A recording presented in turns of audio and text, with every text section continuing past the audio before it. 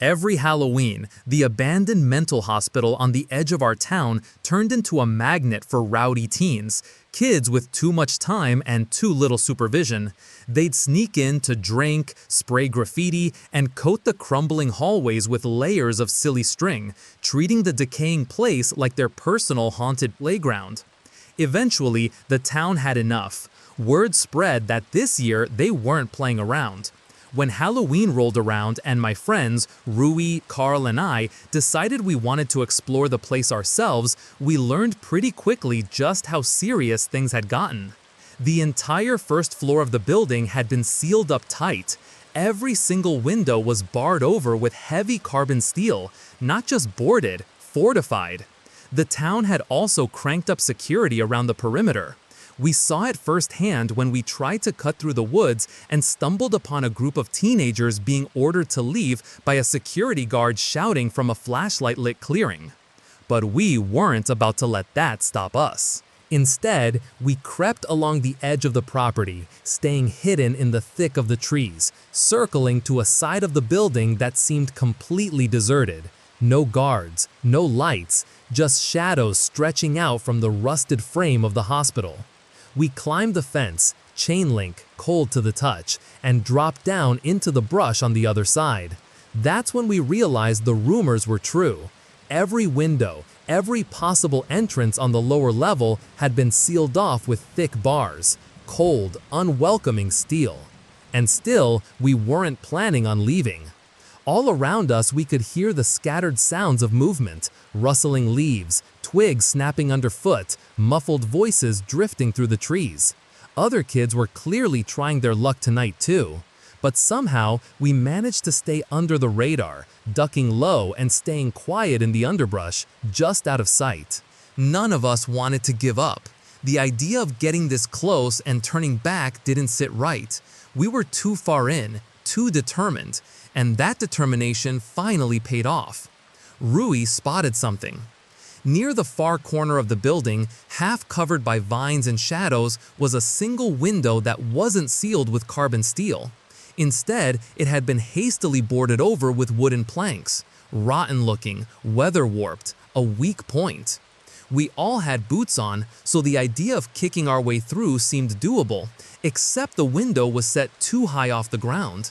There was no way to get a proper angle to land a solid kick from where we stood. So, we improvised. Carl and I crouched down and hoisted Rui up, practically launching him into the air.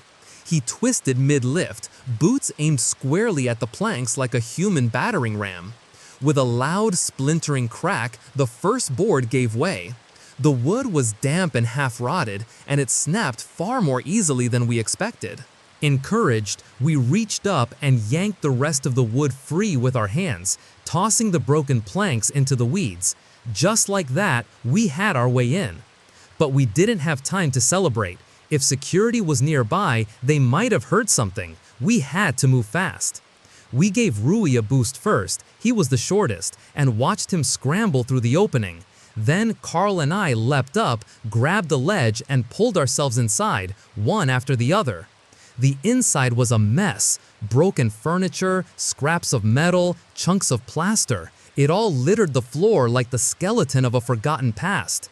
Before we went any farther, I found a long, flat piece of wood and carefully wedged it over the window from the inside, doing my best to cover up the breach. We were in. And for the first time, the silence inside the hospital felt heavier than the noise outside. And just like that, we were inside, completely alone in a massive, long-abandoned psychiatric hospital on Halloween night. It felt surreal. Carl, always the most chaotic of us, had stuffed a few cans of spray paint into his backpack. That was part of the plan. Leave a mark somewhere deep inside, something only we would know how to find again. But first, we needed to scout out the perfect spot. He also came prepared with 3 flashlights, one for each of us, because of course, the place was drowning in pitch black. No moonlight slipped through the barricaded windows, and without the beams from our flashlights cutting through the darkness, we wouldn't have seen more than a few inches in front of our faces. What struck me most was the silence. Outside, the wind had been howling through the trees, distant voices shouting, leaves crunching underfoot. But in here, the air was dead still. The silence didn't feel peaceful. It felt wrong, like the building itself was holding its breath. We figured the rooftop would be the ultimate destination. It'd give us a vantage point, maybe even a chance to light up the night with graffiti. So we began our search for a stairwell, slowly creeping through the long, desolate corridors. The floors groaned beneath our steps. Every flashlight flicker made the shadows jitter. And the deeper we went, the more certain we became. No one else had made it inside. The place was undisturbed, hollow. Eventually, we found a stairwell and started climbing. The steps spiraled upward endlessly, the narrow passageway echoing every breath and footfall. 10.5 flights later, our legs burning and lungs tight, we stepped onto what we guessed was the 6th floor. But the rooftop wasn't there. One more level remained. Only problem? These stairs didn't go all the way up. The final flight, the one that led to the roof, had to be accessed from somewhere else, a separate set of stairs hidden somewhere deeper in the maze. So without saying much, we turned and pressed on. Flashlights raised, steps quiet, eyes searching the darkness for the next way up. We were making our way through a long, narrow corridor, one of those that feels like it stretches on forever, when suddenly a loud bang echoed from somewhere down the hall. It wasn't just loud, it was violent, sudden, like a metal door slamming shut or something heavy being thrown across the floor. All three of us froze in place. Our flashlights immediately snapped in that direction, the beams overlapping in a narrow cone of pale light, but the hallway was too long. The beam just couldn't reach far enough to show what was down there. Shadows danced on peeling walls and broken tiles, but nothing moved. Apparently, we weren't alone. We exchanged a quick, silent glance, and without needing to say anything, we decided not to risk it. If it was security, we'd be in serious trouble. We turned and headed in the opposite direction, staying low, staying quiet. We crept along, checking every side room and hallway as we passed. After a while, we turned down an intersecting corridor. I was in the back of the group, trailing a few steps behind Rui and Carl. And every so often, I found myself glancing over my shoulder. Not because I heard anything, just because it felt like I needed to. That building had a presence, and it pressed in on you the farther you went. Then, just after we rounded a corner, I heard it, a faint crack, like old wood snapping or shifting behind me. I stopped.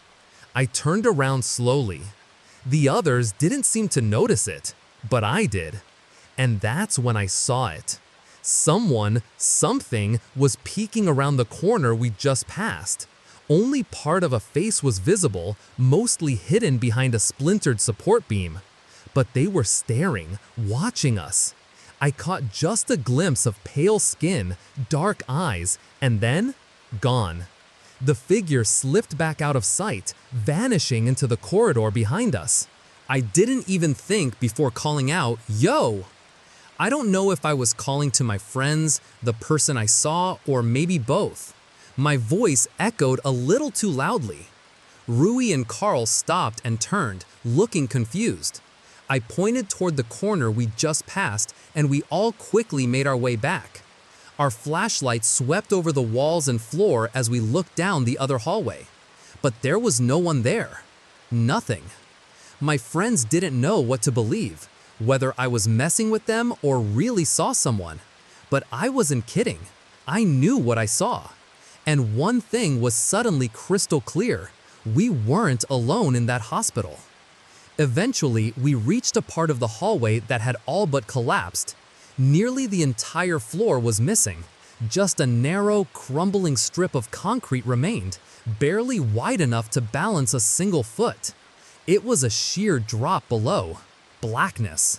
But Rui wasn't fazed. He stepped up without hesitation and declared, "We're going across," volunteering to go first before any of us could stop him. He leaned forward to peer over the edge, gauging the depth. Turns out it wasn't too far down, maybe 10 feet at most. It looked like the room below had once been a bathroom, though now it was just a shell of broken tile and rusted pipes. To make it across, we pressed the toes of our shoes tight against the wall for balance and reached up to grip an old pipe that ran along the upper part of the hallway. It groaned under our weight but held. One by one, we crossed. I went last. By the time I made it to the edge, Rui and Carl were already across and gone. I could hear their footsteps fading into the darkness ahead. They didn't wait. Typical. As I stepped carefully onto the ledge, my hands grasped the cold pipe above me, and I began inching along, heart pounding with every small shift of my weight. That's when I felt it. Something gripped the back of my shoe. It wasn't a bump or a tug from catching on debris. It was a grip, fingers tightening around my ankle. At first, I thought it had to be Rui or Carl messing with me, but that made no sense. They had already disappeared down the hall. There was no way they could have dropped down into the room below and gotten back up in seconds. And I couldn't see anything. I had no free hands to aim my flashlight. My grip on the pipe was all that kept me from falling. My light dangled uselessly at my side, casting shaky shadows across the crumbling floor. The hallway ahead was dark. My friends were gone, and whoever or whatever was down there was trying to pull me into the hole. I screamed. A raw, terrified scream that echoed through the empty halls, rising up from my chest in pure, helpless panic. The sound must have carried, because within seconds, Rui and Carl came rushing back, flashlights beaming wildly. As soon as their light hit the space below, the grip on my leg released, instantly. And then, we heard it. Footsteps, running, fast, fading into the darkness somewhere below. We didn't move. We didn't call out or try to follow. We didn't even look to see who or what had grabbed me, or how they'd even reached that high from where they were. I couldn't think. I couldn't speak. I just looked at my friends, my breath shaking, and begged them to come with me. No arguments. We didn't discuss it. We didn't pause to check behind us.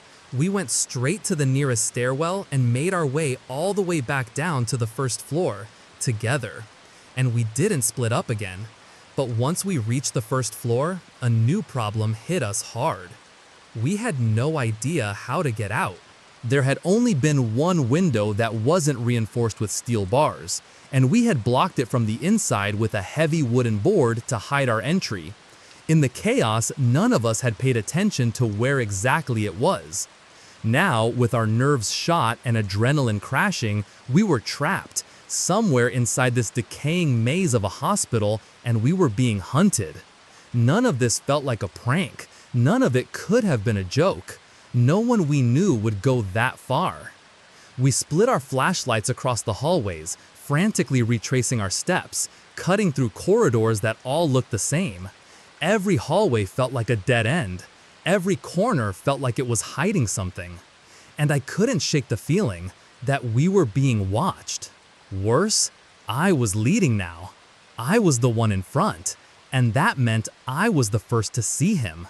At the end of one hallway, as we turned a corner and picked up speed, I froze. My light caught the silhouette of a figure halfway behind the wall, just standing there, watching.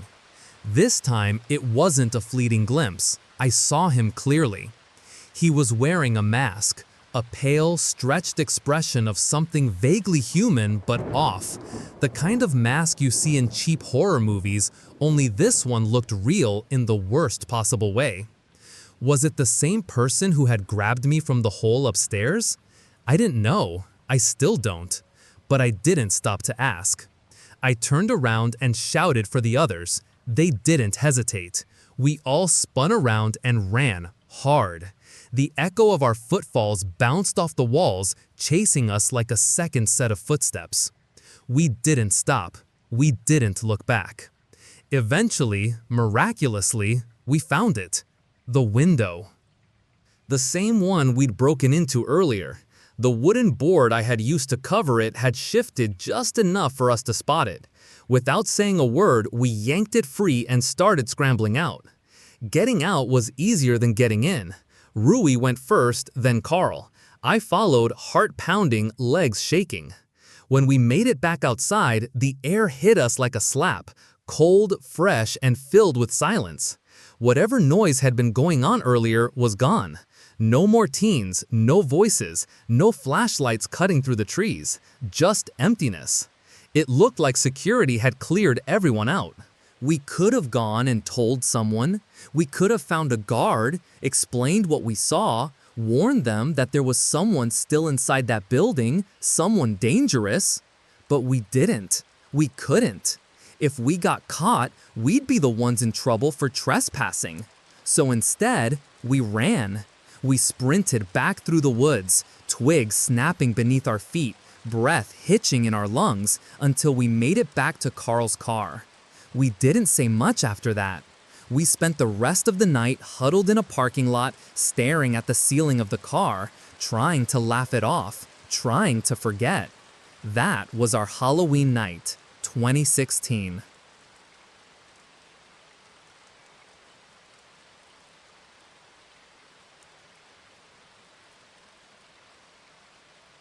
When I was 9 years old, my parents finally let me go trick-or-treating without them for the first time ever. It felt like a big deal, a rite of passage. I went with my best friend at the time, Mikey, who was also 9. We were given strict instructions to be back home no later than 9 p.m.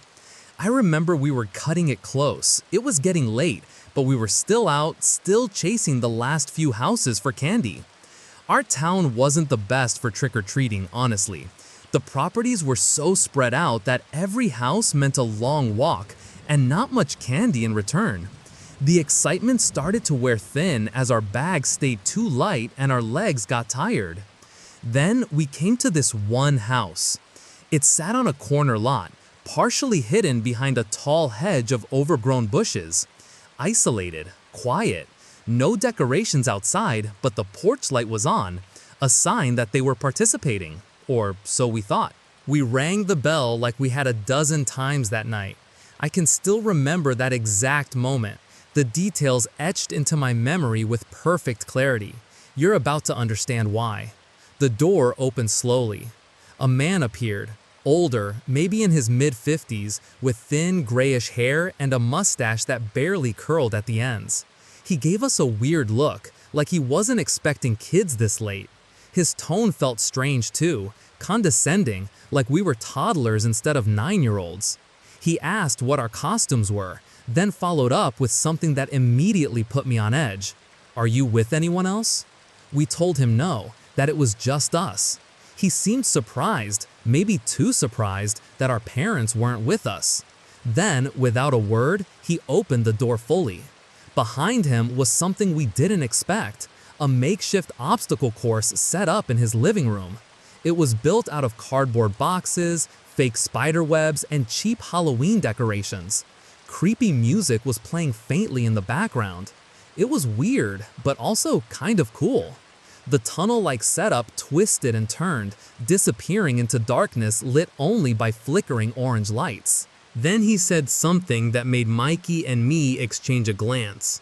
"If you want your candy," he said, "you have to make it through the obstacle course." He didn't sound creepy exactly, just off. But we were 9, and the lure of adventure and candy was strong. We hesitated, then nodded. "Okay." "Come in," he said, holding the door open wider. But here's what stuck with me, what still sends a chill through my spine even now. He didn't look at us when he said it.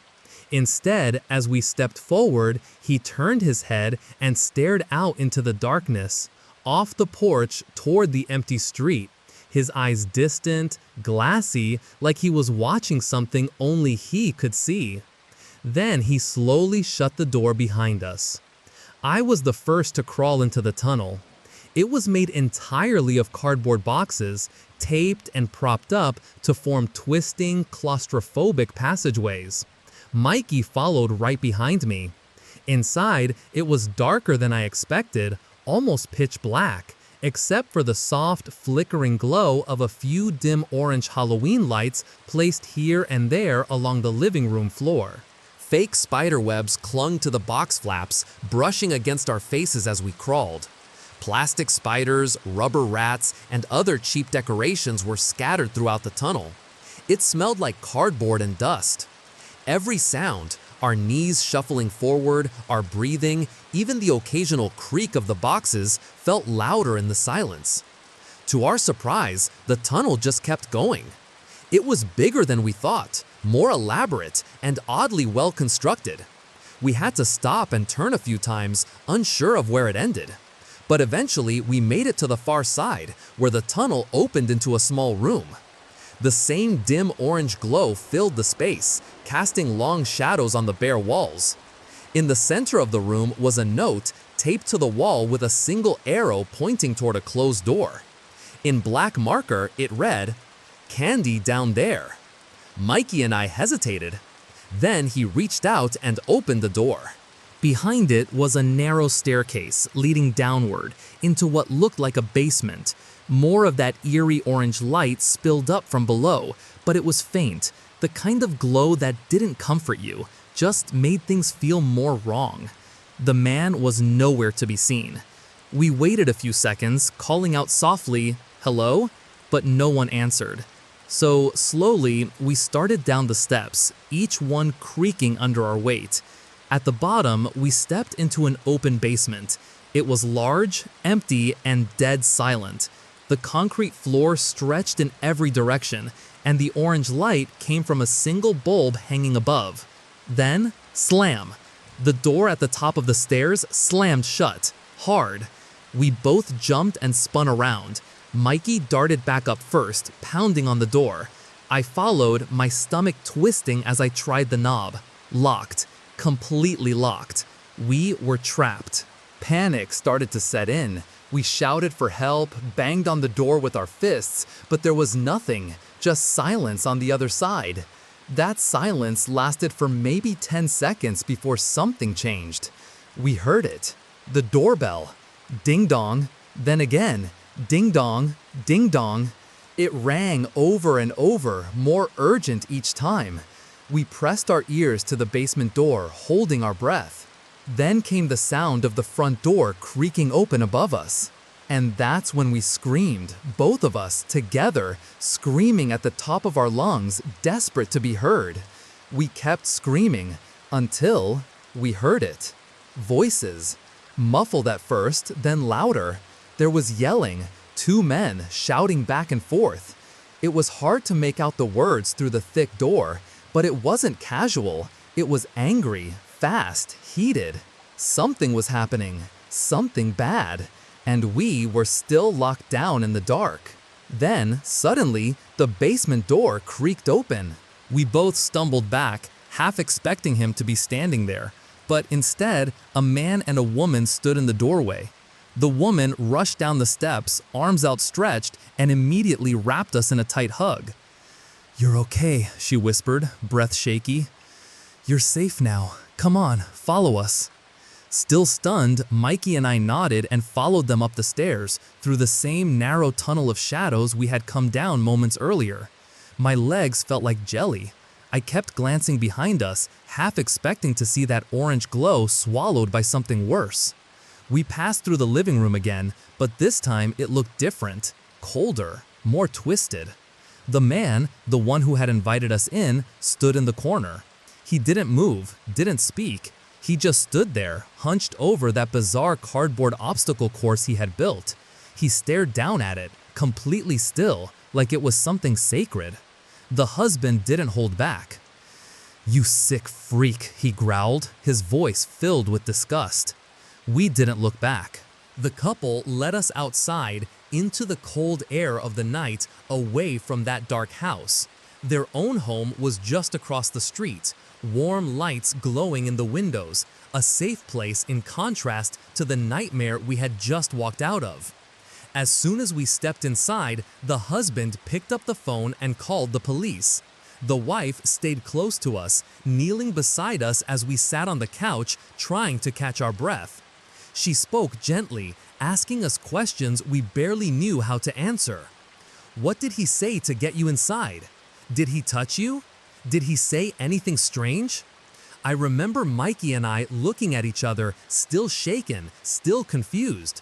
We told her about the tunnel, the sign about candy, the basement. Apparently, they had seen us. The couple lived directly across the street. They had noticed us ringing his doorbell and then going inside. When we didn't come out after several minutes, they grew suspicious.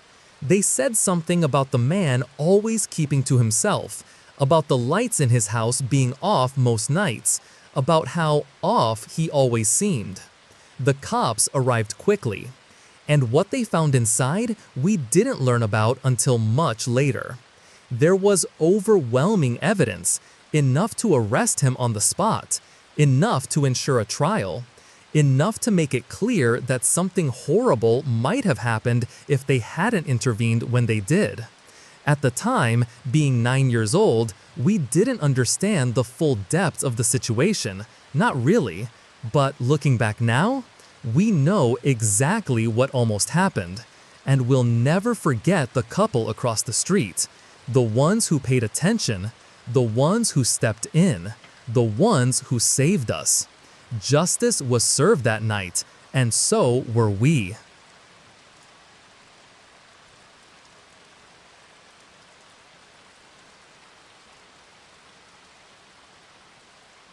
Halloween has never been my favorite holiday. In fact, ever since I graduated college and got my own place, it's easily become my least favorite. There's just something about strangers, dozens of them, constantly walking up to your door with their kids demanding candy, that rubs me the wrong way. But still, every year, I dealt with it. I smiled, handed out treats, and pretended I didn't mind. But I minded.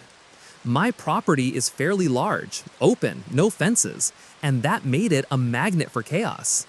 In years past, I'd caught kids tearing across my lawn, spraying each other with silly string. Once, a group even toilet papered and silly stringed my house. It wasn't fun, it wasn't cute, it was annoying. That year, things had been relatively tame until late that night. The rush of trick-or-treaters had died down hours earlier, and I had just settled onto the couch with my dog, Micah, curled at my feet when the doorbell rang again. Micah exploded into barking, high-pitched and frantic, the way she had all day. I sighed, got up, and headed to the front door, expecting a last-minute straggler hoping to grab some leftover candy. But what I saw when I opened the door gave me immediate pause. Standing there was a person in a full-body gorilla costume. Only this wasn't one of those goofy, playful ones. The mask was terrifying. The face of the gorilla was twisted into something deliberately grotesque. Jagged teeth, sunken eyes, exaggerated features that made it look more demonic than silly. The figure didn't say a word. No cheerful trick-or-treat, no attempt at conversation. Instead, he slowly held up a small plastic bag. I could see it already had a handful of candy inside. Not much, probably leftovers from other houses. It was late, and I still had a bowl of candy by the door, so I shrugged and dumped a generous amount into his bag. Then I smiled awkwardly and gave a polite wave. Still, nothing. He just stood there, motionless on my front stoop. He began rummaging through the bag slowly, examining each piece of candy I'd just given him. The way he did it felt off, too slow, too focused, like he was evaluating them. I started to close the door, but something stopped me. Halfway through, I hesitated and peeked back out. He was staring at me now, silent, still. The fake eyes of the mask locked on mine. "Do you want more?" I asked, voice cautious. No response. No nod. No shake of the head. Nothing. Just that same quiet, unsettling gaze. The longer he stood there like that, the more it unnerved me. Something in my gut told me this wasn't just a weird costume. This wasn't just a socially awkward neighbor or a teen trying to be creepy. This was something else. I closed the door the rest of the way, turned the lock, and stood there for a few seconds, hands still on the knob, heart starting to beat just a little faster than before. I wasn't in the mood for games, and whatever he was doing, it wasn't a game. I went back downstairs to the den, trying to shake off the weird encounter. I told myself it was probably just some edgy teenager playing Halloween games, nothing more. I settled back onto the couch and pressed play on the movie I had paused earlier, but I couldn't focus. Micah had curled back up beside me, still alert, her ears twitching at every creak and pop the house made. Then I heard something. A sharp thump, something falling, just outside. My back door was only a few steps from the couch. I paused the movie again and stood up, already tense. I took 5 slow steps toward the sliding glass door and looked out through the glass. The back patio light was already on, casting a harsh white glow over the yard. That's when I saw it. A rake that I had leaned against the fence earlier was now lying flat on the patio. Weird. It hadn't been windy at all, not even a breeze, and I'd left it balanced in a way that it wouldn't just fall over by itself. Something about it immediately put me on edge. Still, it was Halloween. The night kind of invited weirdness. I slipped on my slides, opened the back door, and stepped outside into the cold. The air was still, too still. I bent down and picked up the rake, inspecting it briefly, just to convince myself I wasn't overreacting. But then something caught my attention out of the corner of my eye. The door to my shed was open, just a crack. I stopped breathing for a second. The shed sits at the far end of my backyard, a huge wooden structure where I keep all my outdoor tools and equipment. It's solid, locked, always shut. Except now, it wasn't. I hesitated, every instinct in me screaming to turn around and go back inside. But curiosity and something deeper, something protective, pushed me forward. I crossed the yard slowly, gravel crunching beneath my feet. The shed looked darker than usual, more like a black mouth than a structure. The lights inside hadn't worked in years, and I hadn't gotten around to fixing them. When I reached the door, I pulled out my phone, turned the screen to full brightness, and used it as a makeshift flashlight. The interior glowed faintly under the pale light. Shadows loomed everywhere. I didn't know what I expected to find, but I definitely wasn't expecting to see what was sitting there. On top of a large storage box, placed dead center, like someone wanted me to find it, was a gorilla mask. Not just any mask, the mask. The exact same one that had been at my door not even half an hour earlier.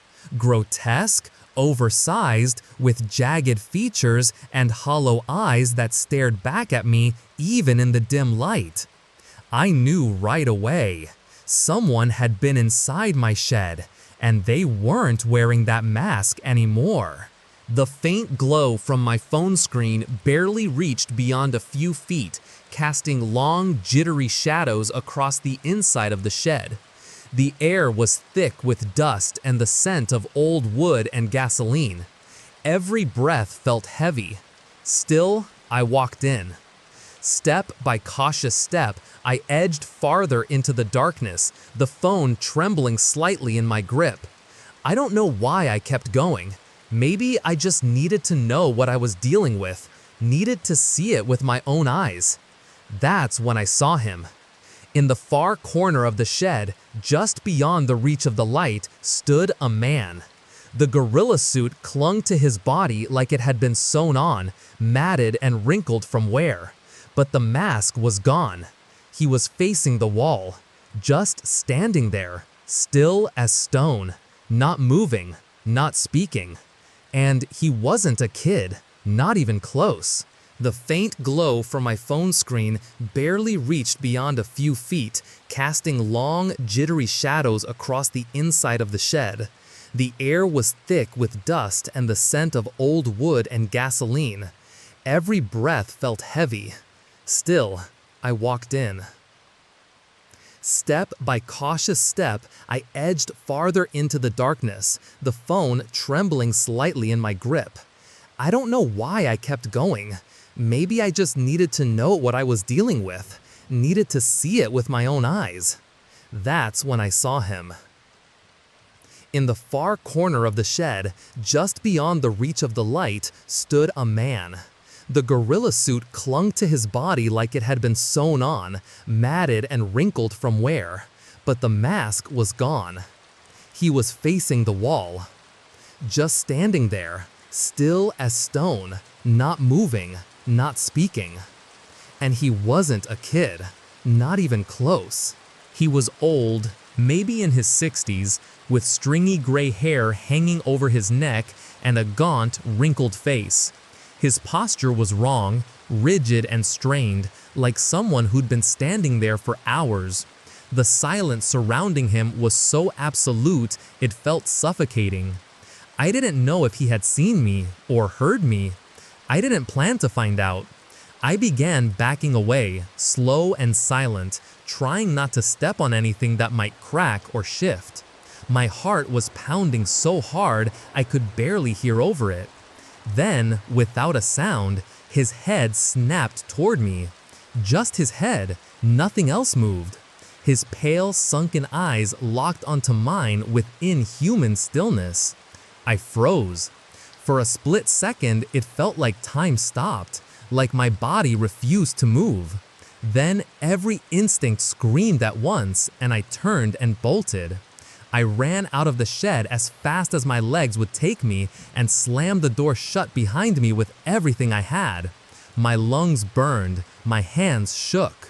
As I sprinted back toward the house, I heard the shed door burst open behind me, violently, like it had been thrown off its hinges. I didn't look back. I didn't want to see him coming. I flew through my back door, slammed it shut, and threw the lock with trembling fingers. Micah was barking like mad again, scratching at the floor, sensing the panic rolling off me. My first instinct was to call the police. I gave them my address, told them there was a man on my property, uninvited, wearing a gorilla suit, hiding in my shed. They said they'd send someone right away. Of course, by the time the officers arrived, he was gone. No sign of the man, no gorilla mask, nothing. Just an empty shed with the door swinging wide open in the breeze. The officers did a quick sweep, asked a few routine questions, and told me they'd keep an eye out for anyone matching the description. "A man in a gorilla suit," one of them repeated, scribbling notes. That's all they could do.